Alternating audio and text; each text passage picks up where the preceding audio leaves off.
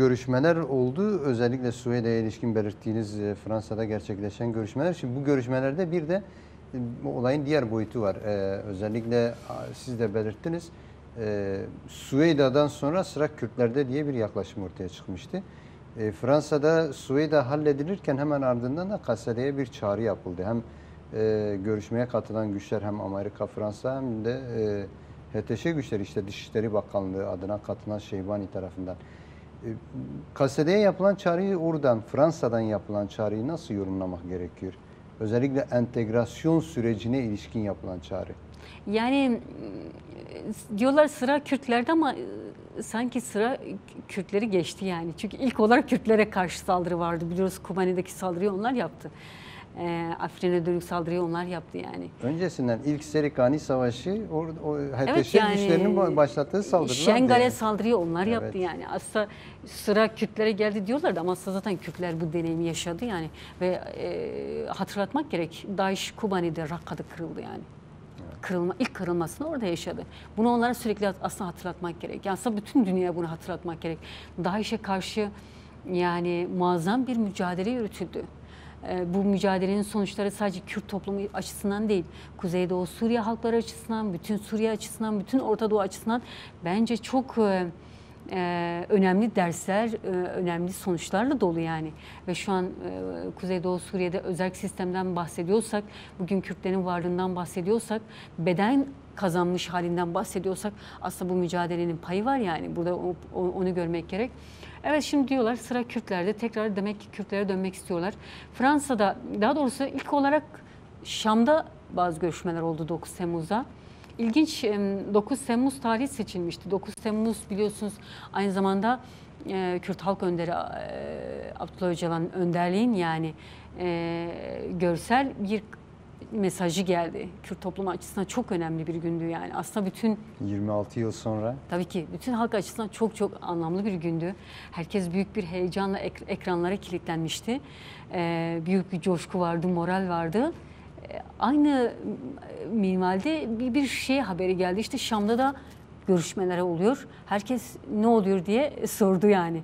Acaba yani süreç artık ilerliyor ve Şam'dan da buna dönük bir adım mı atılacak? Herkes bunun beklentisini yaşıyordu. Yani çünkü bir 10 Mart görüşmesi olmuştu.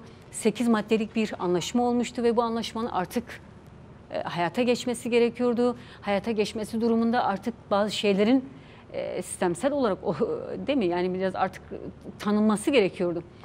Bu anlamda bir adım olabilir diye düşünüyordu. Sonra akşam üstüne doğruydu. Herkes bir gergin ayrıldı toplantıdan. Herkes böyle çok agresif açıklamalar oldu. Hem özerk yönetim tarafından hem işte Barak tarafından hem şu falan. Böyle belli ki orada zaten şey yapılmış. Yani Tom Barak'ın zaten esas rolüne biraz bakmak gerek. Çünkü böyle hem Türkiye Büyükelçisi hem Suriye temsilciliği, Amerika Suriye temsilciliği işte onun için şey deniliyor biraz daha bölgeye hakim, bölgenin siyasetine hakim, stratejisine hakim diye bir tablo, bir şey çiziliyor. Nedir gerçekten rolü bakmak gerek aslında. Mesela aslında oradaki çıkışı Barak yapıyor. Yani diyor ki sonradan medyaya da yansıdı. İşte Dere Zor, Rakka, Tapka, Heseki boşaltılacak. Özel yönetim buraları boşaltacak. Zaten Afrin'i almışlar, Serikani almışlar, Grispi almışlar. Kürtler artık gitsin sınırlara, Türkiye ile tam o şey sınırına. Onun dışında işte Kase'de kendisini feshetsin, gitsin işte olmayan orduya entegre olsun. En son İlham Ahmet'in bir açıklaması vardı. Gerçekten çok yerinde bir açıklama. Olmayan bir orduya nasıl bir entegre olacak? Evet, hangi orduya katılacağız dedi. Evet, gerçekten hangi orduya? Hangi meşruluğu var bu ordunun? Bu ordunun halka hizmeti ne yani? Nereye koruyor? Gittiği her yeri yıkıyor ya. Gittiği her yerde katliam yapıyor. Gittiği her yerde sokaklarda arkasında yığınlarca ölü bırakıyor yani. İnsanlar, toplum artık bu insanlar yaşamak istemiyor. Öyle bir tablo oluştu. Şimdi böyle bir orduya entegrasyondan bahsediyor. Aslında onların entegrasyon dediği yani tümden kendini feshedip, tasfiye edip ona dahil olmak demek. Yani kimliğin olmayacak. Evet, yanılmıyorsam bugün İlham Ahmet'in yaptığı açıklamada şey demiş. Böyle bir durumda silah bırakmak intihardır. Yani evet tabii evet, ki yani evet. bu kadar çeteler hortlanmış, her yere böyle salınmış. Hadi diyor silahını bırak. Peki 2 gün sonra Kürt toplumuna Kuzeydoğu Suriye'de bir katliam olsa bunun sorumluluğunu kim kaldıracak? Fransa mı kaldıracak? Türkiye mi kaldıracak? Kim bunun sorumluluğunu kaldıracak? Kim bunun cevabını verecek yani? Ki zaten biliyoruz hepsi yani bu planın altında olan da bunlardır. Şimdi Fransa'daki görüşmeye gelelim. Deniliyor ki Fransa Şam'daki görüşmelerin sonuç vermediğini, aslında tam istediği görüşmenin bu olmadığını, taleplerinin bu olmadığını, işte Barak'ın kendisine göre az biraz da sanki bireysel tutumuymuş gibi yansıttı. Çünkü Amerika'da Barak'ın açıklamalarından sonra böylesi bir şey söyledi yani. Biz federasyonu kendimiz tartışmayız, o Suriye'nin kararıdır. Yani aslında Barak'ın söylediği çok bizi bağlamaz denildi. Ama işte şimdi Barak burada kimi temsil ediyor onu da şey yapmak gerek. Diplomatik anlamda Amerika'yı temsil eden bir kişi ve Amerika adına konuşuyor sonuçta. Amerika çok sahiplenmedi. Aslında belki de biraz denemeydi. Hani söyleyelim de bakalım ne olacak gibi. Nabız yoklama nabız gibisinden. yoklamak gibi bir şeydi. Tabii sonuç ne oldu? Kürtler buna karşı çıktı. Sadece Kürtler değil.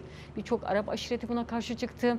Kuzeydoğu Suriye'deki bileşenler buna karşı çıktı. Suriye'nin birçok alanı buna karşı çıktı. Çünkü şu durumda yani Kürtlerin zayıflaması, kasede yapısıyla birlikte feshedilmesi ya da silah bırakması ya da tümden ortadan kaldırılması kesinlikle Suriye'nin yararına olmayacaktır. Ve bence bu anlamda Türkiye'nin de yararına bir şey olmaz.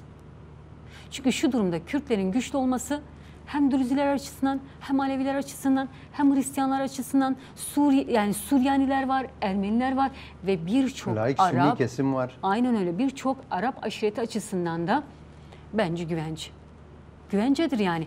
Şimdi bu oluşumun siyasette yer alması, bu oluşumun demokratik bir Suriye'de yer alması, rol alması bence Suriye'nin bütün yapısını değiştirecektir yani. Bence bütün çehresini de değiştirecektir.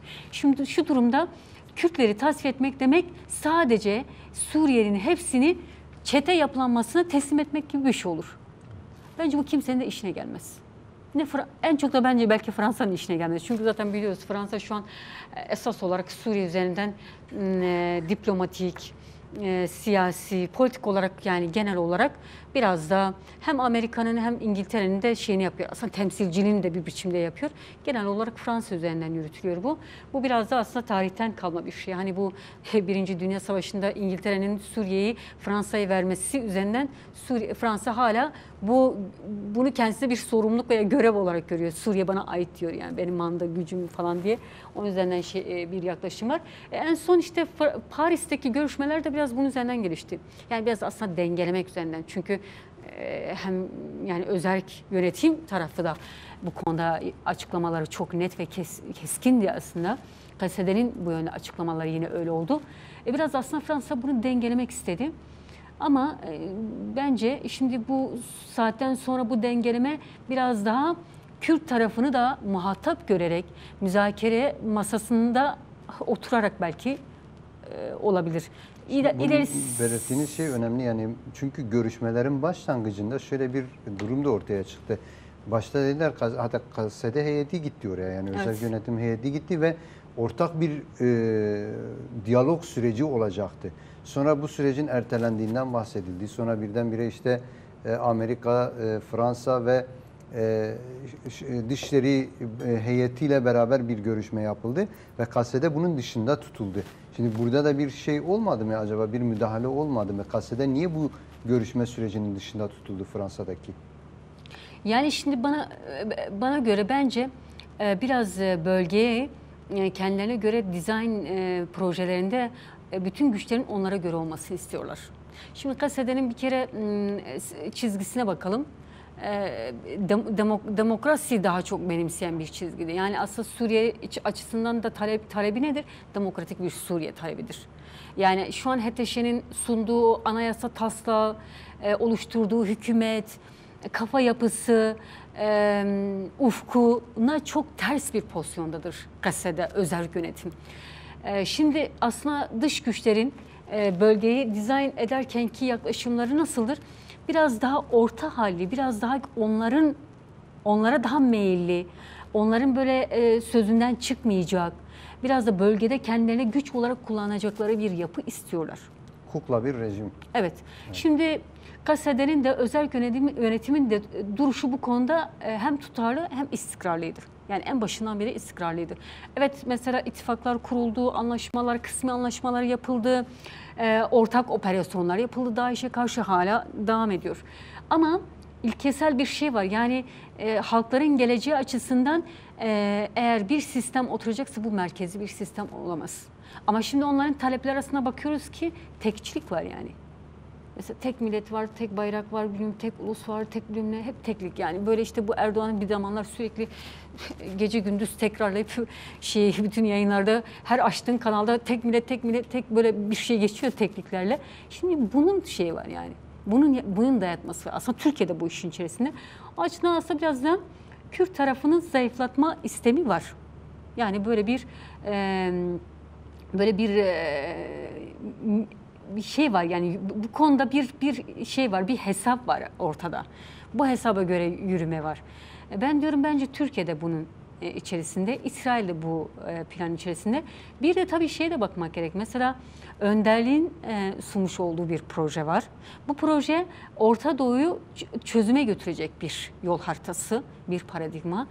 Şimdi mesela Orta Doğu'nun bütün ülkelerine baktığımızda bütün ülkeler şu an büyük bir kriz yaşıyor, büyük bir savaş durumu yaşıyor, büyük bir insanlık dramı yaşıyor. Mesela Gazze göz önünde. Şimdi buna çözüm üretiyor. KSD de aslında biraz bu çizgide yani. Çözümü üreten bir çizgide. İsrail bu projeyi kendisine karşı görüyor. Yani işte o İbrahim İttifak, işte o Davut Koridoru dedikleri bilmiyorum Azerbaycan'a kadar uzanan bir koridordan bahsediliyor. Şimdi bunlar hepsi aslında onların da çok hesabına uymayan yani bu proje çok onların hesabına uymayan bir tarafta kalıyor. O açıdan da özel yönetimi bu anlamda zayıflatmak, biraz da kendi çizgilerine çekme şey var, yaklaşım var. İşte sıra Kürtlere geldi demek biraz da bunun gözdağı yani. Yani hasır altından sopa göstermek gibi. Aynı öyle. Yani bence yani bu kadar savaştan sonra, bu kadar deneyimden sonra böyle bir şeyi Kürtlere karşı kullanmak bence çok etik bir yaklaşım da değil. Yani gerçekten etik bir yaklaşım değil. Yani zaten Kürtler bu konuda savaşını vermiş. Başarıyı da kazanmış, zaferi de kazanmış. Sonuçlar da şu an ortada. O açıdan ben duruma böyle bakıyorum. Fakat Fransa'da bence bu konuda çok dürüst bir çizgide değil yani. Eğer gerçekten söylediği gibi yani söylemde ifade ettiği gibi Kürtler siyasette yer alsın, Kürtler de bu devletin bir parçası olsun, entegre de bu biçimi de ele alalım diyorsa o zaman gerçekten pratik adımları da buna göre olmalı. Ama şimdi bunlar söylemde hep söyleniyor ama pratik olarak şimdiye kadar adımlar atılmadı. Yani en basitinden bakalım bu işte 10 Mart'taki anlaşmanın bir maddesi işte Afrin'deki halkın geri dönüşüydü. Serikani için aynı durum vardı. Grispi için aynı durum vardı ama hala herhangi bir adım yok. Herhangi bir adım yok yani. Evet. Hatta şimdi hala içten içe örgütlemeler yapılıyor. İşte Arap aşiretlerini toplamışlar, imzalar falan filan. Bunun üzerinden bir kampanya çalışması yapılıyor. Daha önce Şarkı Asya'da da buna dönük bir dosya çalışması yapılmıştı. Bir algı yaratılıyor. İşte Araplar, Arap aşiretleri de özel yönetimi istemiyor. Ama aslında halk, tabandaki halk, aşiretler bunun tam tersi bir tutumdadır yani. Şimdi biraz da böyle içten içe bir şey yaratılıyor. Böyle bir kriz hali oluşturuluyor. Aslında dizaynını da bunun üzerine yapıyorlar. Bakın mesela Irak'ta ne yaptılar? Irak'a müdahaleden sonra bir sistem kuruldu. Şimdi mesela orada bir federasyon var. Kürtlere verildi. Ama onun yanında diğer halkların hiçbirine verilmedi. Ve hala da Irak'ta mesela bunun için böyle bir isyan hali vardır. Hala da o kriz hali devam ediyor. Hala mesela Bağdat'ta ya da Musul'da ya da Ninova Ovası'nda bir istikrar yoktur yani. Bunu bir provokasyon zeminine dönüştürme hala çabası aslında. Hala statüsü belli olmayan bölgeler var. Evet. Böyle bir sinir ucu var yani. Hep böyle bir krizi, hep böyle bir savaş durumu ve sonra dışarıdan da demokrasiyi getiren, müdahale eden bir güç var. Şimdi bakın mesela Suriye içinde böyle bir şeyi öngörüyor olabilirler. Çünkü Druzilere kısmi bir özellik tanıdılar. Yani şu durum var olan tablo bunu gösteriyor. Yani o açıklamalar böyle bu yönlü. Ama Kürtlerle Arapları, Kürtlerle Türkleri, diğer inançları, diğer kültürleri karşı karşıya bırakacak bir pozisyonla da dizaynı gerçekleştirmek isteyebilirler. Bu onların bir biçimde işine yarar. Yani sürekli bir müdahale etme gücü olarak kendilerini görürler. Tabii ki biliyoruz her müdahaleyle birlikte bir sömürme, biraz daha Orta Doğu'yu kendine göre dizayn etme, kendine göre kullanma da öne çıkıyor. Açıkçası ben Fransa'daki görüşmelerde, Fransa'nın yaklaşımında var olan tablodan çok farklı ya da çok uzak ele alamıyorum yani.